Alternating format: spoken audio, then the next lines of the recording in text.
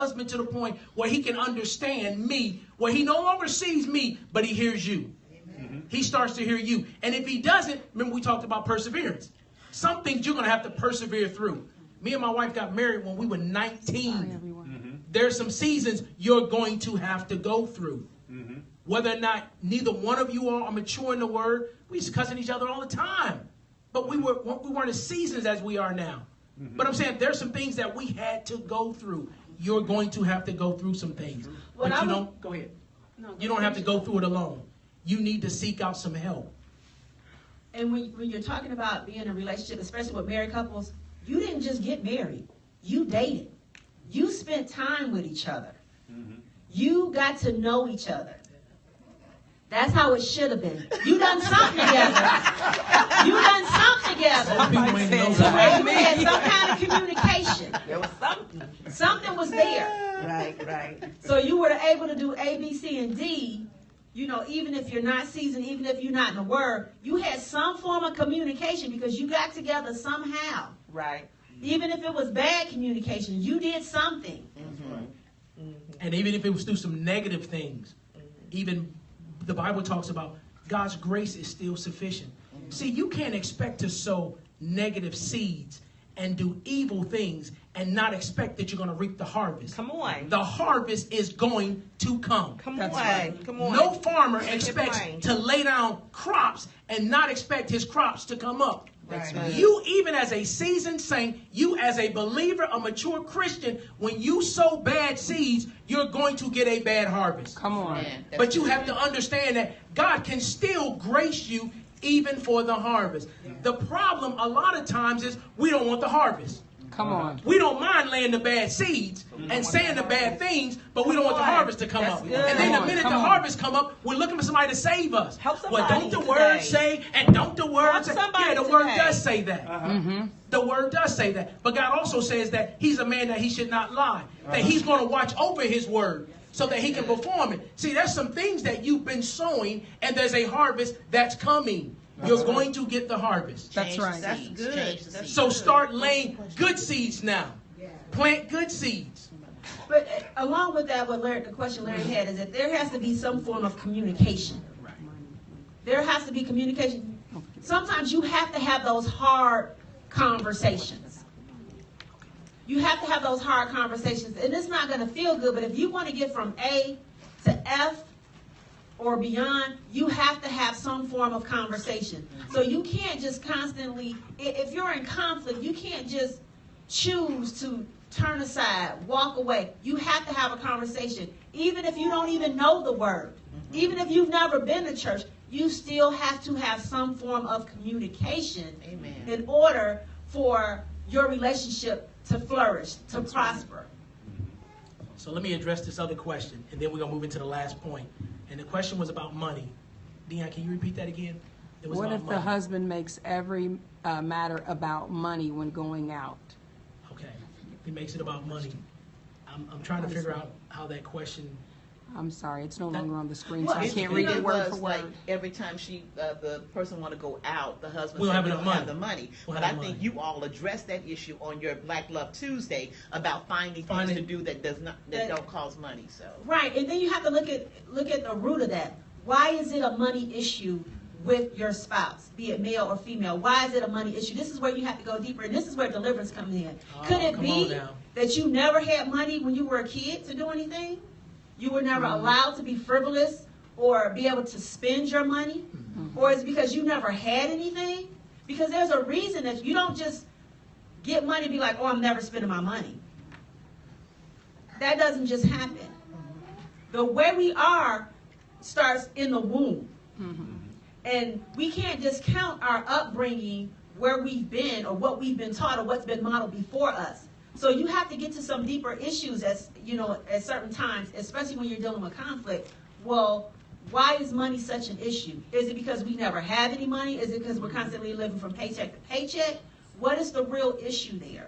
So here's what I will also tell the wife. If money seems to be an issue, then you have to go before God and be strategic. If I know that, hey, next month, let's plan something, I need to start setting aside money. And I'll tell you, my wife was very good about that. She would set aside money that I didn't even know she was setting aside. She could set aside some money that I'm out spending it, but she could set aside some money. I'd be like, where we get money from? Where'd that come from? So even for the wife, you may have to start setting aside some money. You know, maybe once a week you put something aside and you say, this is specifically for our date night. Because every time you go out on a date, it doesn't have to be about money. You can find things to do that don't cost a lot of money because it's about spending time with one another. But if it is something that requires some money, then you start early. Start putting things aside. So when your husband says, we ain't got no money, oh yeah, we do. I put some money aside so we can go do this thing. You be strategic about it. Go ahead. And even in the case where the reality is that there is no money, I don't know where Mike is. I can't remember which anniversary this was where we, because we would normally go out of town, or if we didn't have enough money to fly somewhere, we would go to a hotel. But this particular anniversary, he was like, we can't do anything. But I was like, I'm not going to let my anniversary go and not do anything. So I took a cooking class. I learned how to do Caribbean cooking. And so I got the whole recipe for that dinner that night. And you know, your bedroom, normally you know what goes on in your bedroom. So I was like, I want a whole different atmosphere. And so by the time he came home from work, I had food cooked that I had never cooked before. I had a blow-up mattress in the living room so that it was different than the bedroom. And I had the atmosphere set. I had the candles and stuff. That didn't cost money. That cost time for me to just go out and learn how to cook something different. So there are those cases where you really won't have the finances, but you will have creativity. There it is. You will be That's creative. good, if you got to do, I don't care if you got to put a blanket in the backyard. That's right. And it's 30 degrees outside. You know, have a couple of blankets there, maybe a tent, maybe with a heater in it. But be creative. There's always a way. There's always something to do. That's right. Amen. Amen. That's good. That's good. And then you have to think, well, Amen. like Darren was saying, it's about spending time together. You're That's what it welcome. is. It's about the quality time that you spend together. It's not focusing on well, what the kids doing, what we gonna do next week. I got this thing I got, you know, at work or whatever. You have to understand this is about us spending time together. Courtney. It's a lot of free stuff in people's cities. Like, it's free to go watch the tree get lit, you know, on the square and things like that. We That's can good. for free. Right. Things like you don't always have to spend. Going to the park is free. She's saying seek out some things that may be free That's to right. do, because again, it's about spending Yeah, in quality your time, community, in your not city. just with To the your park. husband and spouse, but That's with right. your mate, whoever you're in relationship with. It's about spending some quality time with each other. Amen. So as we begin to wrap this up, there's one other point that's very important that we want to talk about. You must talk to your spouse first. Okay, all right. All right. First. All right, So listen to much that. energy. Right. First. Oh my. Emphasis. First. That comes from a place of Whenever like, there hurt. is conflict, don't go running to your mama, your daddy, Did you hear her your say, sister Mama? girl, and everybody else. Mom, are if you you have a watching this? conflict, Yes, she is. I'm sure she is watching this. You need to make sure that your issue or your challenge, you need to discuss with your spouse first. That's Not right. saying that you can't talk to someone else when we're talking about wise and godly counsel. But whatever, no one should be, I shouldn't be blindsided like, oh yeah, Darren told me something. I told What? Mama, you watching? You know, he telling you something he hasn't told me. That's right. That should never happen. You should always, because your spouse is the one that you have been committed to spend the rest of your days with. Uh-huh. That should be your confidant. That should be your best friend. That should be the person that's your soft place to land. Right. Your safety net. That is your spouse. And that is the person, whenever there's a conflict, challenge, disagreement, whatever, they should be the first one that you bring that up with. Right. So again, that's some wisdom. We're giving you some wisdom. We've learned from past experiences that is the best course. Start with your spouse first. Even in the book of Matthew, the 18th chapter, here's Jesus saying, if your brother's, the 15th verse, I'm sorry, if your brother sins against you, go and show him his fault. Go to him first, just between the two of you. If he listens to you, you have won your brother over. So when you think about that, if you got an issue with your spouse, don't tell your boy. That's right. Don't tell your boy, man, let me That's tell you right. about my That's wife. right. Because then sometimes you can even be disrespectful about your wife. That's Man, let me right. tell you about what she did. That's good. You have to use wisdom because you are a speaking spirit. because you start releasing things over your spouse. Same way with women, don't go to your girlfriend. That's good. Let me tell you about this trifling, you see what I'm saying? And again, I can relate. We're being transparent here, but we were young. We weren't as seasoned as we are now. Not that we've attained it, but I'm just saying we weren't as immature as we were. We have more knowledge now. But there were times when we had disagreements. We were trying to find somebody, and think about this, somebody to take our side. Right, And right. I'm trying to gather some folks to Agreement. take my That's side. right. I'm looking for some agreement. And I remember early on in my marriage, God said, do you want to be right or do you want to be married? And I kind of went to God, was like, clearly there's a third option. I mean, come on, God. Do I want to be right or do I want to be married? I want to be both, but you can't be both. See, because sometimes your desire to be right will cost you some things. That's right. Exactly. That's that pride in you. I got to be right. I have to be right. No, you don't. I'd rather be married. Right. That's more important. She doesn't have to be wrong. And see, a Amen. lot of times the enemy makes you feel like somebody got to be wrong. Somebody got to be right. Somebody got to be wrong. No, it doesn't have to be like that. We can just stay married. We can have a difference of opinion. Come on. Remember we talked about that. A difference of opinion that does not have to cause conflict. But unfortunately, in marriages, it seems like the conflict comes in. That conflict, go ahead. What I was going to say is, when you don't go to your spouse, you're creating additional conflict because now you done brought somebody else in. And then you also need to be careful what you tell, who you tell. That's true. Because you may forgive your spouse, but so-and-so may be like, girl, I remember when he said, Right. what? Right. They'll bring that thing back up to you, which in turn can create more conflict. That's true. That's right. So you done got all excited talking about, girl, let me tell you about my man, and he ain't cussing you out no more? I mean, he, Come on. last time you said he was pushing on you.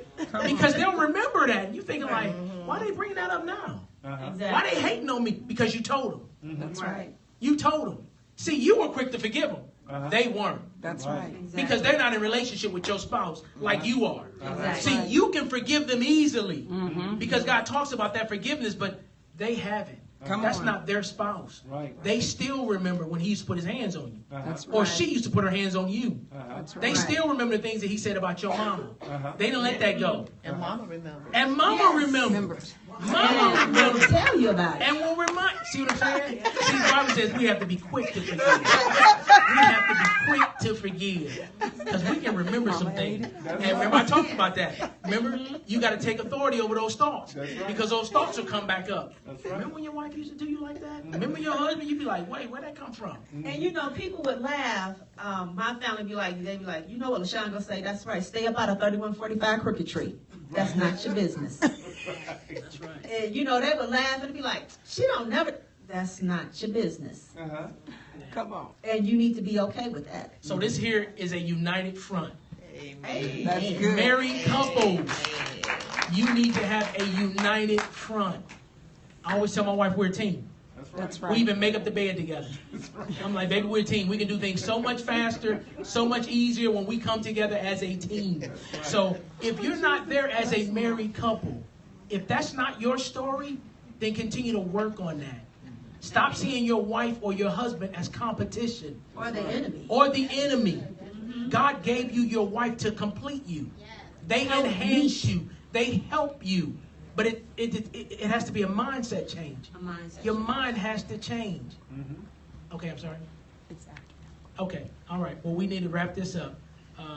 Very good. But we Amen. want to say thank you all. Thank you, thank Again, you. we want to remind you all that are married, those of you all that are in relationship, couples. Amen. Again, we have a marriage session here. Our marriage enrichment empowerment session is every third Friday from 7 to 8 p.m. We would love for you all to join us. We do not Periscope it. We do not Facebook Live it because obviously there's some confidentiality that goes on in our marriage sessions that we're not trying to release over the airwaves. And you are available when? And we're available on Wednesdays. Wednesdays. We do coaching, marital coaching and counseling Wednesdays. You just have to do it's by 6:30. appointment. We do it at 6:30. You just have to give us a call because, again, we've been married 28 years. We've been together 29 years. So we've got a lot of time that God has really invested in us. and we want to help the body of Christ. And just real quick, in December, we won't have a session. That's right. We'll be doing an outing, a couples outing.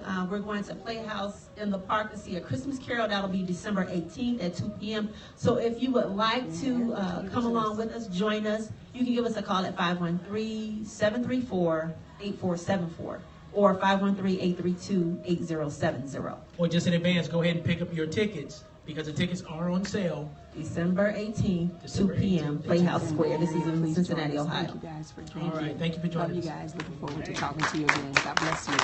Amen.